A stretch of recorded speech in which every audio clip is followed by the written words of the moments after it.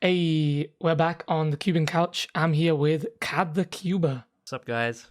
So an intro question I like to ask all our guests is, for the people out there that don't know you, how would you describe yourself? I'm KADtheCuber. I am a YouTuber, as we would call it. Yeah. I've been doing YouTube for about, let's say, 3 years, but cubing for, let's say, 7 years now. So, cubing's a big part of my life, and it's gonna continue that way. You started YouTube 3 years ago, apparently. That's when your first video Yes. is. Yes. So what got you into YouTube in the first place? Yeah. So what happened? I actually took a break from cubing for a while. And then I saw this giveaway from the cubicle saying something like, show us a video or picture of your cubing setup. And I thought I had a pretty good setup, right? Okay. So I took a video, did all that stuff, entered the giveaway, and I won.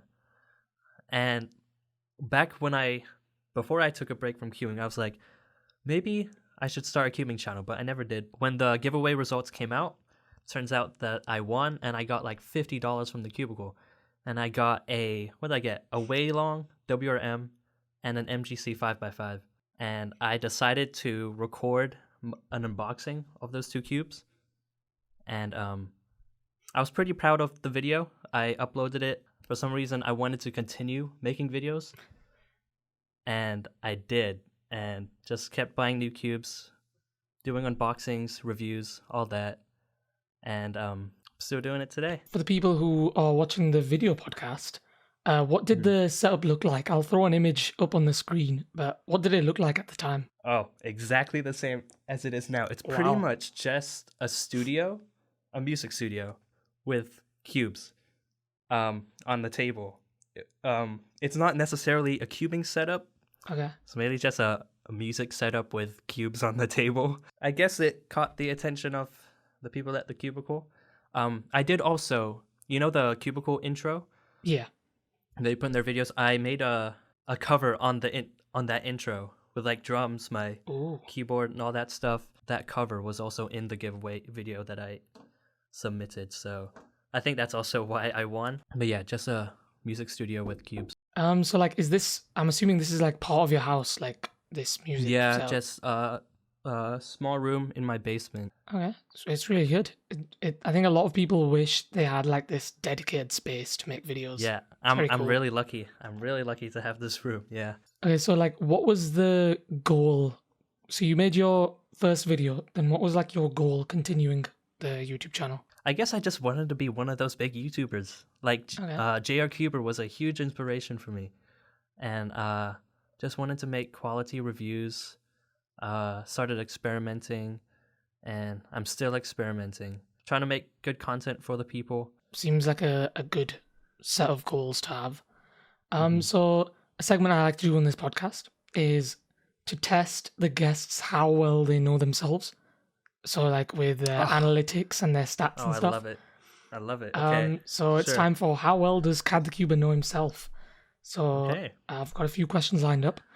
So Uh-huh. what is the most popular main upload on your channel? So not a shorts Oh. upload. When you bring a Rubik's Cube to class? It's actually No, wait. I got... That Okay. was I have a second guess, though. second guess is fine. I finally got the Gan 11 Pro. It's not, surprisingly. It is Wait. do you want a third guess? Wait, you said main video? Yeah, main video, so not a shorts video. Huh? I thought it had to be one of those two. Okay. So it's What is it? actually best tips to become sub 10, and it's got 49k views.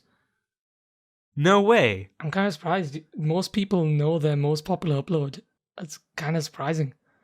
But yeah, that's your most popular upload. There's no way. Oh. Second question. What is the total number of views on your YouTube channel? And I'll give you a Okay. bit of leeway here. I know it passed 1 million. I checked recently. Yeah. I never check, but I checked recently, and it's like I'm gonna guess like just a smidge over 1 million. Yeah. Yep. Solid guess. 1,018,000. So a very large number there. 1 million views. Wow. So what are the total number of uploads on your channel, including shorts? Including shorts, I'm gonna say 45. Okay, so it's actually 60. 60? A lot more than you thought there. In your premium RS3M comparison video, which one did you say was your least favorite? The Celeritas one. Yep, that's correct. Yeah, I remember that. And then final question, what's your current number of subscribers? 11.3k. Yep. Yes. You didn't know certain questions there about your YouTube stats. So do you check like your analytics often or? Huh? Yeah, I mean, I usually do, but I'm surprised I didn't get like my most popular. I think it's because when it comes to the GAN 11M Pro, Yeah. that video, which is very successful, it's only popular for like a few years because no one uses the GAN 11M Pro anymore. And also the skit, I don't know, but the sub 10, everyone's trying to get sub 10, like no matter what year. So that's probably Yeah. why I thought those. I guess that recently became number one in the leaderboard recently, because for like a few years it wasn't the most popular one. Yeah, so you have two videos on 49k views, which are both the sub 10 and the GAN 11 video. So they're both kind of basically joint first. Interesting. Okay. Huh. What metrics do you think are the most important on YouTube? What do you mean by that? When you check your YouTube studio, your analytics, what key parameters, shall we say, do you think are the ones you look at the most? I'd say kind of expected, it's the view count. Yeah. But mainly, more specifically, when you upload a new video and it says the leaderboard and how many views your other video got the first 5 days. Yeah. Stuff like that. I'm always checking those. When it ranks your videos based on your last 10 videos. Yes, exactly, that one. Because it kind of tells you how that's going to compare to your other videos and what you should expect in the future. Also, when it says something like, this video is getting 20% more views than it usually would. Yeah. On average. Like those kind of statistics, that too, I would check that pretty often. Okay. So do you not look into things like retention or like click-through rate? I do. I actually do. I've never seen I've never observed like when it comes to thumbnails. I do of course try my best, but in my opinion, I feel like it's the first like minute of the video that really affects your retention rate. Yeah, I haven't made many observations when it comes to retention rate. I don't have good thumbnails. I think I should step up my game in my thumbnails and also my first 10 seconds of the video. Because I have been getting pretty lazy with my videos recently. But I think the more I make more videos, the more I experiment, I'd have a better idea on what I should do. But I don't think I'm there yet. Interesting. So like, what do you think makes a good thumbnail in your opinion? Like where can you go now like to improve? Let's see. Let me see my previous video thumbnails. You know what? Some people put that red arrow in their thumbnail. Yeah. Which I think I should start doing because it kind of, I don't know, catches the eye of people or something. I did try imitate some of Marques Brownlee's thumbnails where it's just like a plain picture, but like super high quality. Yeah. I guess I'm trying to be like an MKBHD in the cubing YouTube. I've definitely noticed that recently. Mm-hmm. What do you think makes a KADtheCuber video special, in your opinion? I like this one. I'm gonna say my quality. The quality of video quality, I'd say. I'm always keeping an eye on like the lenses I use, the focal length and stuff like that. Also, just the vibe I get with the studio. Yeah. I think it gives a very distinct vibe compared to other cubing videos, because like there are cubers that have the same camera as me. But the video quality is different because I have a blue room with, in my opinion, pretty good lighting. Yeah. And I think that's what sets it apart, especially when it comes to reviews and unboxing. That's what I think makes my videos different. In my opinion, based on the videos I've seen, so I've been watching you for a few years now, and your turning is very fluid.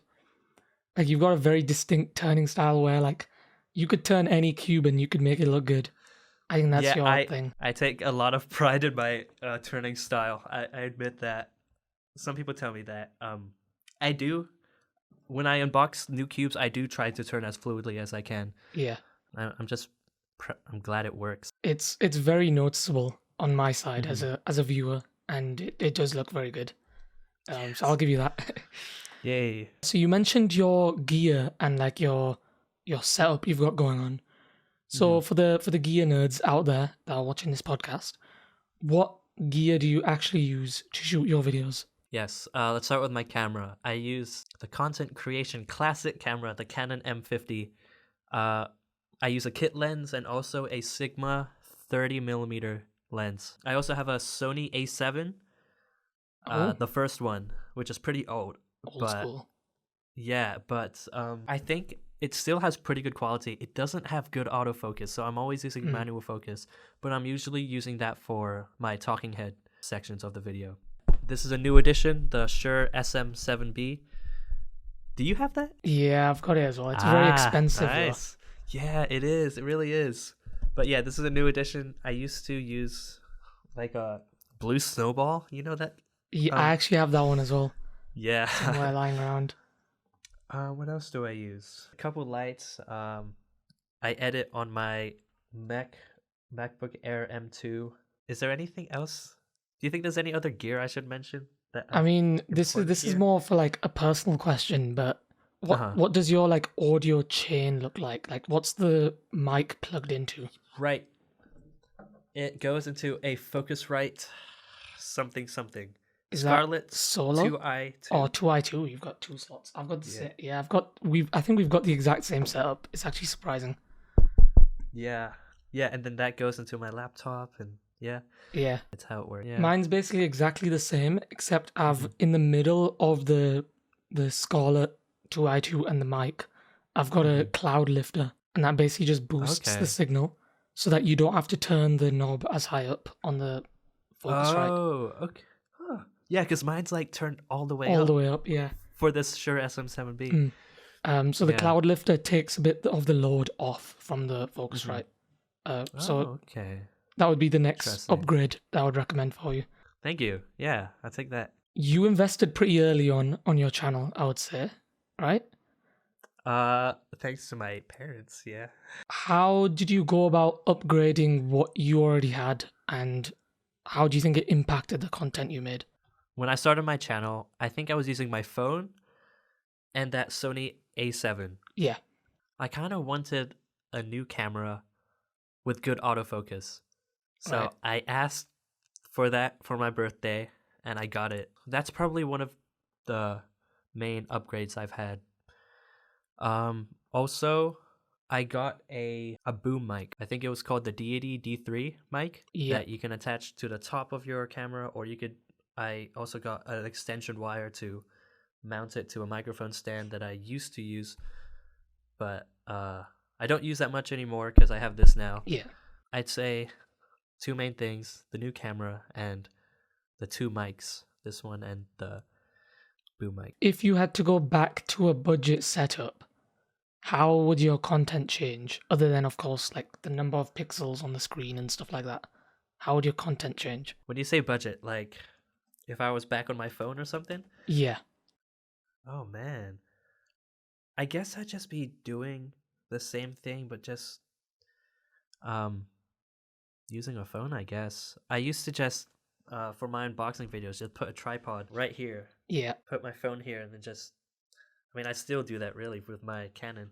Mm. But if I were to make my own setup, like if I were to give viewers a good budget setup, you could use your phone, maybe get like the blue snowball. I think that's a pretty good microphone, Yeah. even though it's cheap.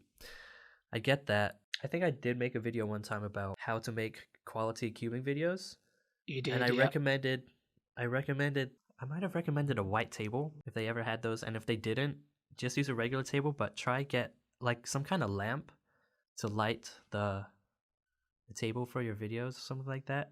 I think if you have an iPhone, I think that's also a good upgrade. I think the camera's pretty good. But when it comes to my videos, I think I would just be doing the same things, but with a cheaper camera. For those people out there that want to upgrade their setup but don't have the funds, or like don't have, or unable to obviously upgrade their setup, what advice would you give them to maybe make better use of what they already have? You can still make very good videos with a budget setup.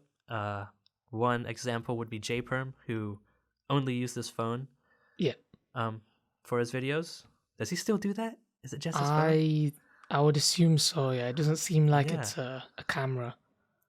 Yeah, and he's pretty much the biggest YouTuber. So I just say that to give hope to those who don't have the best equipment, but just experiment. That's the main thing I would say. Another thing that I think a lot of people don't realize is that people think buying gear solves the problems of their videos not looking good, but it's you that makes the content, not the equipment that you use. That's right. So buying better gear doesn't actually make you better at making videos. So that's the my same- advice. Yeah, the same thing could be even said about cubing just in general, like cuber, not the cube, as they say. Yeah. It's exactly like the Rubik's Cube. If you're continuously learning, you're gonna get fast. And so when it comes to content creation, if you're experimenting a lot, that's how you improve. So when did you think your channel started to gain traction on YouTube? Because now you've got 11K subs. When do you think the spike happened on your channel? Looking through my old videos, I know my first video to get 1,000 views was my unboxing of the RS3M 2020 and the Meilong 3M. Maybe that? Oh, my collab with Cubehead. That Yeah. made a huge spike. And after I did the collab, I made the video of unboxing a $25 mystery puzzle. And I was just like, comments were flooding in saying, I know this guy from Cubehead, blah, blah, Yeah. blah, and all that. Saying, oh, look, he took Cubehead's advice. Cubehead really helped me out. And he's great. So thanks, Cubehead, if he's watching this. So like, what's the story behind that Cubehead collab? Like, how did that come about? Man, I was in bed and I got a DM from Cubehead and I was like, what? This is Wow. crazy. And I don't even know how many subs I had. Maybe like 1.2K, 2K or something like that. I forgot what he said, but he was pretty much just telling me, do you want to do a collab sometime? I was like, yeah, definitely. And then we started working on it. We decided to do a skit, which I'm not very good at acting, but it's Cubehead's channel, so what am I gonna do? Gotta do what I can to be featured on his channel, and I did, and it helped me out a lot. And the thing about that is, there might be people who say that you got popular because of Cubehead, but if you got promoted and your content wasn't good, people wouldn't have stayed on your channel, and it wouldn't have kept growing after Cubehead. So your content is still really good, despite it Yeah. obviously getting that big spike in viewership at the start. Yeah, I appreciate that. But yeah, it kind of does bother me. At the same time, I'm like, you're kind of right. He did help me out a lot, but there's many factors that come into it. I could say like, oh, if I didn't have this studio room, KADtheCuber wouldn't be as popular. If I didn't get sponsored, where you get, perks from the Yeah. cubicle, then KADtheCuber wouldn't be as popular. So it's not just Cubehead, but he did help me out a lot. So you have 60 videos on your channel in 3 years of YouTube. If it's really to the production side, like I could say laziness. That's Okay. that's a big slowdown. But if it's like production specific, I think editing can Yeah. get really boring for me. I'm just cutting and moving things around. Like it can get pretty well. Sometimes I would go like, man, this is a good idea. I should add this, but sometimes it just gets boring. And when it comes to like certain specific things, like animating the text, that takes time for me. I used to use Apple Motion to Yeah. do some text animations, and that just took time. So I do like messing around with my camera, like recording and that stuff. So that's probably the funner part in the production side, but just editing, I think that's holding me back sometimes. I'm picking up Yeah. some background noise. I don't know. I'm sorry. I'm Oh. like messing with the cube. My Oh, bad. okay. I'm a fidgeter as well. I have these so Chi sent me these have you seen the haptic coin recently? It's like this clicky thing. It's really good. It's like a good think I fidget might toy. have- I would I highly seen a recommend picture it. of it. Yeah. It's really Huh. good. It's really good. I would recommend Is it. it on the Cubicle already? Yeah, it's like $4.99. You can buy it at the Cubicle. Link in the description. Yeah, it's really good. I have one on my desk and I fidget with it quite a lot as well. What is like your production process from start to finish on a YouTube video? So I do have a new video coming out. Basically about the Tornado V3. Like, how does it stack up with the previous, with the new Moyu cubes? Yeah. And when it comes to that, I'm pretty much halfway. But I started with a script, then I record like a talking head Yeah. of me saying the script, and then me pretty much just doing a bunch of B-roll, doing a bunch of solves, just straight camera shots with me turning the cube, showing off my turning style, whatever. That's pretty much it when it comes to my videos. Try make the script interesting, try make my voice sound good. Yeah. What else do I do? Some nice camera work too. I try implement those in my videos. But that's pretty much how at least half my videos go. Like, if you could have infinite time to make YouTube videos, how different would they look, and what kind of content would you make?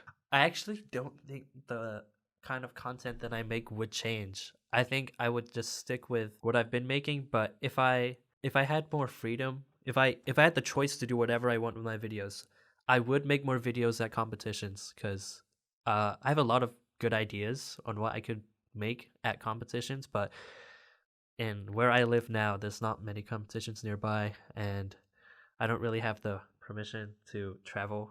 Yeah. Yeah. So a segment on this podcast, which is brand new for this episode, which I call Top 3. Basically, I'm going to give Top you 3. certain topics, and I just want you to tell me what your top 3 are for those. Okay. So the first one is, what are your top 3 cubing YouTube channels? KADtheCuber, even though he doesn't upload anymore. Hmm. Cubehead and Laser Monkey. Interesting. Very old school Yes. YouTubers there. Yeah. What are your top 3 favorite 3x3s? RS3M 2020. Yeah. New edition, the Waylong V9. I think that's a great cube. Yeah. And when it comes down to what I'm using nowadays, I'm gonna say the Huaming YS3M. Interesting. I haven't tried that one. Yeah. It's on my like wish list of cubes that I'll probably get to at some point. I think I'd like it because it's pretty similar to the RS3M 2020. So yeah. What are your top 3 WCA events? 3x3, 4x4, and 5. Ooh, one-handed is good too. I'm gonna say 3x3, OH. Let's go with 5x5. Something tells me you do a lot of 3x3 and not much of the other ones. Yep, it's mainly just 3x3 videos I'm making, so yeah. What are your top 3 favorite cube manufacturers? Moyu is first, Gan is second, Chi third. Interesting. Sorry, YJ, you didn't make the cut this time round. Oh wait, YJ. The thing is, their main cubes are the MGC line. Yeah. And I'm mainly just using 3x3, so I'm not really using the 4x4, 5x5. When it comes to the YJ's 3x3s, it's not the best, in my opinion. So that was top 3. You mentioned in that segment the RS3M 2020s. So you made a series, for those people that don't know, he made a series on YouTube where he tried out all the Cubicle Premium RS3Ms. Yes. So where did that idea come about? Like, where did that come from? I thought the RS3M was a great cube, but also I didn't really see many videos out there comparing all the Cubicle Premium setups. Yeah. So I wanted to be like the first one to do it. Okay. And so I tried to get all of the same cube, but in all the different setups and compare it. And that's pretty much my motive behind it. So did you like get them all individually at separate times and then... Yes, I did get it at separate times. I think I got like 3 of them before I was sponsored, and then I got like 2 other ones at the same time, which was the Mystic and Max one. Those were while I was sponsored. So a bit of backstory. I came up with the idea of trying out the premium cubes before I saw your video. And so I Really? looked up on YouTube, like, because I also realized there's not a lot of premium cube videos out there on YouTube, like barely any. So I looked it up, realized you had your premium cube series up, which is where I came across your channel. But I have a video coming out, which will probably be out by the time this podcast releases. But we tried every premium GAN 11. Really? And so this was like a year ago, and I just recorded the footage, realized you did the series, and then just kind of like left it. But I've come back to it now. I've started editing it. But the idea for us was to try out every premium cube on the Cubicle. So we'll move on probably Yeah. to like the Yo cubes, I don't know what Yeah. else is out there. But it's an interesting niche on YouTube that no one really talks about. Yeah. And I think I actually reached out to you like a while ago. I don't think you responded about maybe collabing on this premium cube series. Really? But Oh, my bad. I'm sorry. you missed out. My I'm bad. sorry. Oh no. But yeah, that's our plan for the next like long term. But that's where I came across your channel. So that was like a mini story there. Wow. Wow. And I've checked your channel before also. I don't exactly remember when, but I knew about you. Okay. I knew about you. I mean, Yeah. our content is at the moment kind of bad, in my opinion. It's not there yet. And we've only made like 30 something videos, which 30, I think it isn't was a like huge amount. 37. Yeah, Well, you're almost at 1,000. You're almost there. almost. 1,000 subs. Yeah. Yeah, that's pretty good. It's decent. It's And decent. and you're sponsored too, Yeah, which is great. I think nowadays, we'll go into sponsorships in a bit, but nowadays I think you don't need a huge number of subs to get sponsored. Yes, I have observed that too. Yes, How many subs did you have when you got sponsored? it was like 600. Okay. 600 subs, and I thought I was lucky, saying like, "Oh, look, I have a small amount of subs, but I'm sponsored now." But Yeah. after that, there was people getting like sponsored at what 200, something like that. Yeah. Yeah, and then there's people who are getting sponsored not from YouTube, so like sponsored for like TikTok, Instagram, that kind of stuff. Instagram. Huh. Have you ever looked into TikTok? I considered it.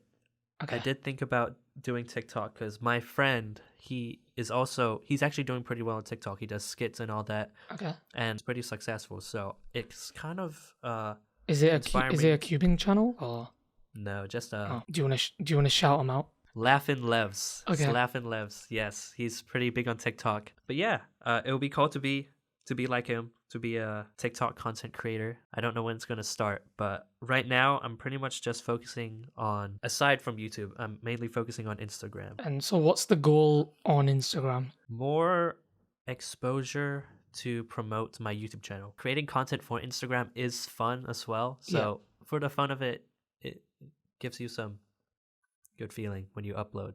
So you've made a few YouTube shorts on your channel. Yes. What do you think you've learned from making those YouTube shorts that maybe you could pass on to someone else? Follow the crowd. I'd say that there's a lot of Okay. successful shorts that are out there that it's almost like all the shorts out there they're pretty much rushing everything just so they could fit it into the small time frame that shorts support. And so follow the crowd. I guess speak faster or something. Try pack as much information into one short. It doesn't even have to be that good quality. Have you ever like considered the idea of combining like your high quality setup with YouTube shorts and maybe going regular on shorts? Because it doesn't seem like that's something you're super like frequent on. Yeah, I've only done that with the maglev shorts that I've done. Yeah. Huh. I guess the main thing about that is just it's putting a lot of work into shorts. Yeah. And you kind of feel more proud if it's an actual video. But I guess it would change if I experienced good statistics on shorts. Then it would motivate me to actually put a lot of work into it. Yeah. So maybe if I actually start doing it, then the quality would gradually get better and all that. But I guess it's just starting that grind that hasn't happened yet. Because I think in YouTube Shorts, the average quality of a cubing YouTube short is pretty low. So if you were to make YouTube Shorts in your obviously high quality style, I think they would stand out quite a lot. Okay, I'll think about it. Yeah, maybe you're probably right. But that's my observation that I've made on YouTube Shorts is that there's a lot of these like solve the Rubik's Cube in 4 moves kind of shorts where they're just doing these very repetitive, low quality, kind of just going for quantity over quality. But if you were to, in theory, make high quality YouTube shorts, which I think you're very much capable of doing. They Thank would you. be really good. Okay. Yeah. Yeah. I'll consider it. I mean, shorts and reels and TikTok stuff, it's really the trend now. So Yeah. I should really highly consider it. So you mentioned music, which is very interesting. So like, what are your passions outside of cubing and YouTube? I used to have a lot of goals when it came to music. But I guess the main goal that I have when it comes to music is composing. Yeah. I have a YouTube channel of covers that I might continue. I haven't made a video in like 2 years though. I'll shout it out. Yeah, it's called Kino. Like the channel is just plain my first name Kino, Kino. I used to do some covers on that, but I guess my main goal right now is just composing. I have composed like a couple songs on the piano. Pretty proud of that, and I want to continue. I mean, I have a lot of instruments in this room, but piano's my main thing, and composing is my main goal. How difficult is it, in your opinion, to like get good at an instrument? Oh man, like Like, if I was to start from scratch today, how difficult would it be for me to be like professional? very hard in my opinion. I think it would be very hard because it's really a gradual process. You have to continuously practice. Like I started playing the keys when I was like 4. You're learning a bunch along the way, but it's kind of a very slow process that you have to have the motivation, the discipline to actually get good. There are certain skills in the piano that I tried learning, like jazz, being able to improvise, but I never had the discipline to practice all the time, which you're supposed to have. So a lot of continuous practicing and discipline. So I think it would get pretty hard. I got a guitar last Christmas, and I gave up after like 2 weeks. I'm just a beginner, and Okay. I'm probably gonna stay as a beginner. Do you think like knowing an instrument has helped in cubing in any way? Like, do you think if a person who knows an instrument and a person who doesn't know an instrument were to both learn the Rubik's Cube, do you think they would learn at different rates? I remember Tingman made a video about this. Something about like, are musicians better at cubing than non-musicians or something like that. In my opinion, it can affect how someone learns. Not in like anything specific, but just knowing the discipline that you need to have in Yeah. order to get good at something. Knowing the discipline of learning a instrument would teach you the discipline of learning to get fast at cubing. What would be your biggest tip for growing or like small YouTubers? Consistency and experimentation. You need to be consistent. That's something I'm really failing at doing. I kind of just tell myself, I see the potential in my head and how big my channel could get. Yeah. And I tell myself, oh, things could have been better if you just stayed consistent. So consistency is one thing, and also experimentation. There has to be something unique about your videos in order for it to stand out. Like there's so many people doing unboxings nowadays. Yeah. Sometimes it isn't as interesting. But if you're making something unique, then it could catch the attention of people. So try to be unique and also stay consistent. Those are the main 2 things I would say. On the topic of consistency, so you mentioned something in your most recent video. You said something like, I'm back. I don't know for how much longer though. So what was the meaning behind that? I'm just saying that because I feel like a lot of people know that I'm not consistent. So it's really hard to tell in the future what's my motivation going to be like in the future. Okay. Because I could feel super motivated for like a couple days, but after like 3 days, I'm like, nah, I don't want to do this anymore. I have other things I want to do. So that's pretty much it. I wasn't gonna make any promises like I'll start making videos every Yeah. 2 days, every 2 weeks now. But that's pretty much it. I am working on stuff though. You guys could look out for that. So I'm not gonna be taking another long break. I was getting a bit worried. I thought you were gonna quit YouTube or something. No. Okay, that's good. That's good. No. So section of this podcast, which I refer to as the last layer. This is where we get into like the deep dive type questions as we wrap things up. Interesting. So, what was your biggest obstacle on YouTube? Getting myself to make content. Okay. Yeah. I'm sure some people have heard about this, but making content is supposed to be fun, and a lot of people have said that once you're actually making money out of it, the fun goes away, Yeah.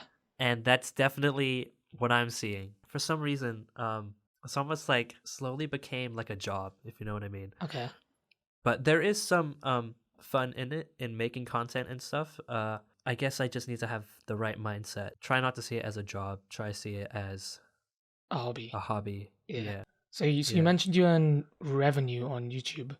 Are Yes. you allowed to say how much revenue? No? Okay. No. Okay, that's fine. No. So like what motivates you to make content? So you mentioned it's very difficult to find motivation to make content. So what is your current motivation? Knowing how big my channel is already, it's like you don't want to give up Okay. on it.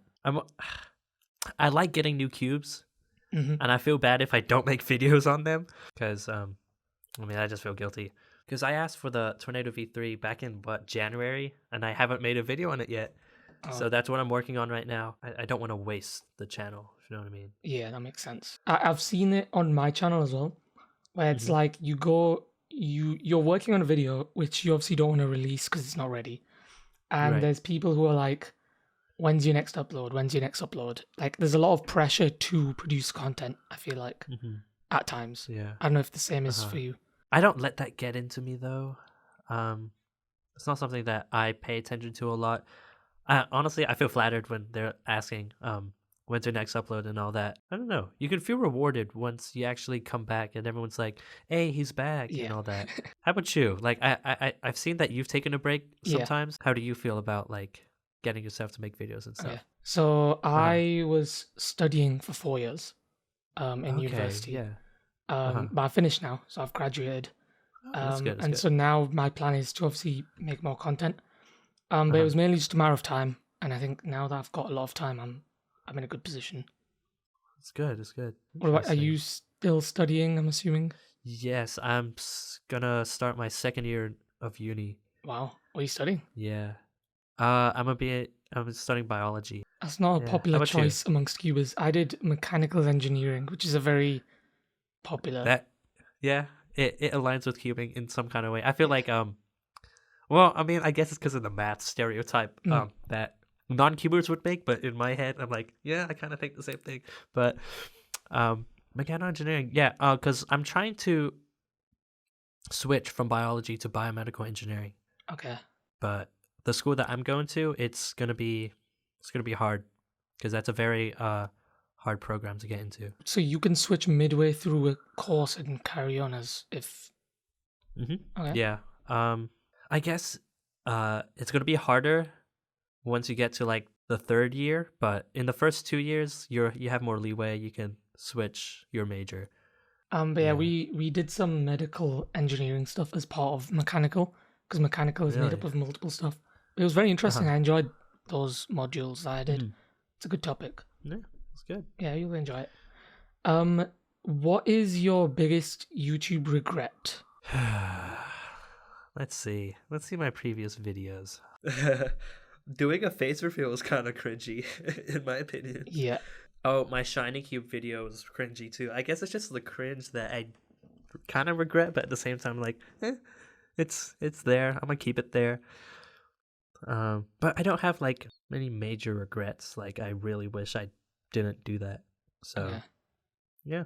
If you went back 3 years with your current knowledge and obviously equipment, what would you do differently to what you did?